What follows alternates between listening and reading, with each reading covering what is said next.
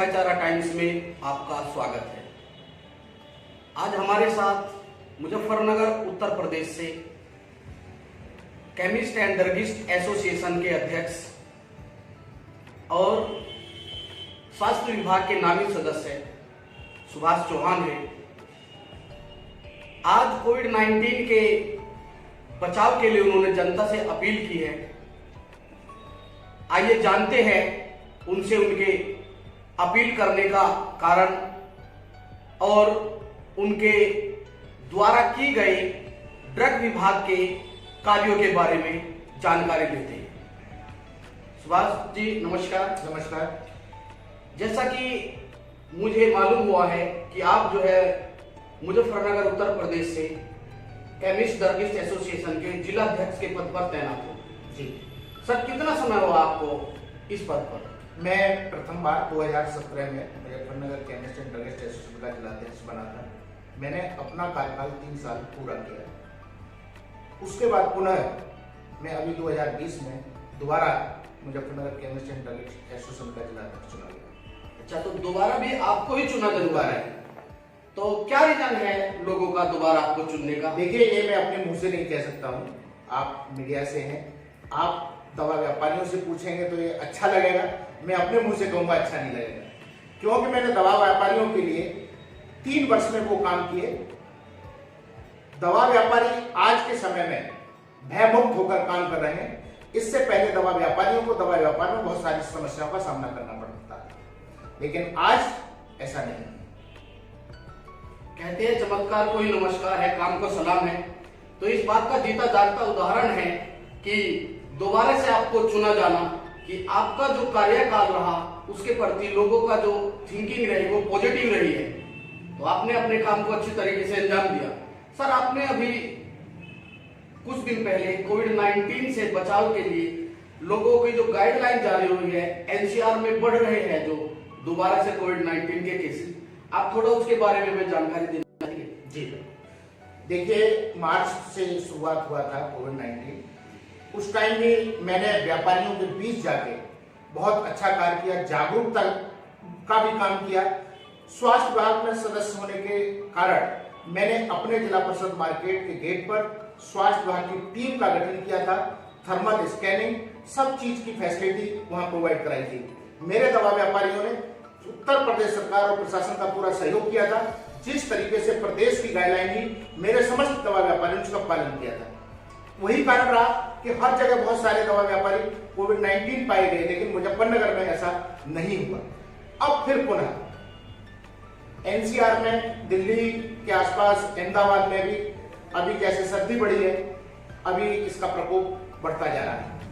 इसी पर्पज से मैंने अपने समस्त दवा व्यापारियों एवं आम जन से भी मैंने अपील की है कि जो भी 65 या 60 से ऊपर की एज के हैं, उन लोगों को इससे बच के रहना चाहिए, क्योंकि ये बहुत भयावह बीमारी है। जिसको शुगर है, बीपी है, किडनी की प्रॉब्लम है, लिवर की प्रॉब्लम है, कैंसर की प्रॉब्लम है, अगर वो हमारे भाई बहन अगर एक बार उसकी चपेट में आ जाते हैं तो बहुत ज्यादा भयावह स्थिति हो सकती है। इसलिए बच्चों से और खास तौर से 60+ से मैंने सभी से अनुरोध किया है कि आप इस बीमारी से तभी बच सकते हैं, बचाव बहुत जरूरी है।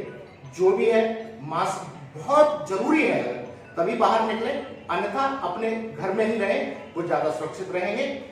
और धूप का सेवन अवश्य करें, क्योंकि इस बीमारी का एक बचाव ये भी है कि धूप जब भी निकलती है कम से कम 2 घंटे धूप में अवश्य बैठे। अच्छा, जैसा आपने बताया कि आपसे पहले आपने जो हमारे यहाँ जिला परिषद मार्केट है, जिसको दवा की मार्केट कहा जाता है, वहां आपने स्वास्थ्य विभाग की टीम को गठित कराया। क्या आपके जिला अध्यक्ष बनने से पहले दवा विभाग में, ड्रग जो हमारे विभाग है, उसमें भ्रष्टाचार था? भाई, मेरी लड़ाई भ्रष्टाचार के खिलाफ थी। जब 2017 में मैं जिला अध्यक्ष बना तो दवा व्यापारियों को एक बहुत बड़ी समस्या थी। ड्रग विभाग में जाने से डरते थे लोग। देखिए, अधिकारी बाहर से आते हैं, चले जाते हैं। अधिकारियों का इतना दबदबा नहीं था जो वहां स्टाफ का, लिपिक का, क्लर्कों का दबदबा था, क्योंकि वो नोटिस अगर जमा करने जाने तभी भी फीस, हर चीज की रेट लिस्ट लगी हुई थी, जबकि ऐसा नहीं होना चाहिए।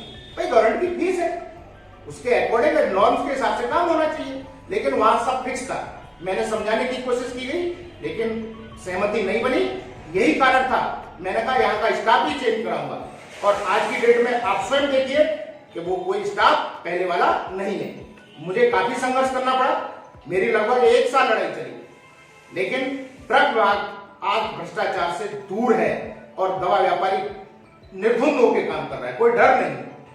तो जैसा कि आपने ड्रग विभाग में नशे के खिलाफ भी आपने जो है बहुत सारा संघर्ष किया है, नशे के खिलाफ आपकी लड़ाई लगभग 1 वर्ष की रही है, इसमें आपको किन किन दिक्कतों का सामना करना पड़ा? कभी कोई किसी ड्रग माफिया, कोई नशा माफिया के द्वारा आपको कोई धमकी या कोई आपको हतोत्साहित तो नहीं किया गया? देखिए, किसी चीज का विरोध करेंगे आप तो आपको उसका सामना करना पड़ेगा, ये तो जग जाहिर है। जब मैंने नशा माफियाओं के खिलाफ, भ्रष्टाचार के खिलाफ आवाज उठाई है, फिर मैं ये सोचने लगूं कि मुझे कोई मेरे बारे में सब अच्छा ही सोचेंगे कि जिसका कारोबार एक तरीके से नशा माफियाओं का कारोबार ही खत्म हो रहा है, तो वो मुझे तो रास्ते से हटाने की कोशिश करेंगे, ये स्वाभाविक है। लेकिन मैं डरता नहीं, अपनी युवा पीढ़ी बचाने के लिए मेरी अगर जान की भी बाजी लगेगी मैं उसको स्वीकार करूंगा। मेरे जैसा कि आपने बताया, मैं मानता हूं कि आपने गीता के उस सार को फॉलो किया है, कर्मण्यवादी का रास्ते मां फलेषु कदाचन। तो आपने जो है फल की इच्छा न करते हुए आप आगे बढ़ते चले गए। अभी कुछ दिन पहले मुजफ्फरनगर के भोपा कस्बे में अनुज अग्रवाल दवा व्यापारी की हत्या हुई थी। मैंने सुना है आपकी उस लड़ाई में भी आपने अपराधियों की गिरफ्तारी के लिए जोर शोर से आवाज उठाई, उनमें किन किन दिक्कतों का सामना करना पड़ा और क्या रिजल्ट रहा सर?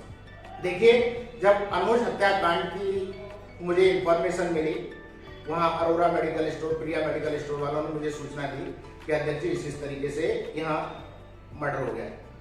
सबसे पहले मैं सुबह एसएसपी ऑफिस गया, वहां कप्तान साहब से मैंने अनुरोध किया कि हत्यारों की गिरफ्तारी अतिशीघ्र होनी चाहिए। कप्तान साहब ने मुझे आश्वासन दिया कि गिरफ्तारी अतिशीघ्र होगी। दूसरे दिन मैं स्वयं वहां पहुंचा, अनुज हत्याकांड के परिजनों से मिला और सर्वप्रथम मैंने ही गिरफ्तारी की मांग उठाई थी कि अगर ये गिरफ्तार नहीं हुए तो दवा व्यापार बंद होगा, आंदोलन करेंगे और सर इसको मुआवजा भी मिलना चाहिए। देखिए, सरकार ने, मैं ये तो नहीं कहूंगा कि जो जितनी मैंने मांग की थी उसको मुआवजा मिला है, लेकिन सरकार ने मुआवजा भी दिया है। सुना है आपने फाइनेंशियल हेल्प की थी मेरे, हाँ, संगठन ने भी उसको 1,51,000 का सपोर्ट किया और हर तरीके से आज भी मैंने उनसे उस टाइम भी कहा था, आगे भी भविष्य में उनके 2 बेटी हैं, मेरे लायक कोई भी अगर मदद होगी तो मैं उस परिवार के साथ जब तक जीवित रहूंगा, मैं अध्यक्ष रहूंगा, मैं उस परिवार के साथ खड़ा मिलूंगा। तो दोबारा अध्यक्ष कब बन गया? 2020 में। आगे की जो आपकी 3 वर्ष की रणनीति है, इस 3 वर्ष के कार्यकाल में आप प्राथमिकता किसको देंगे?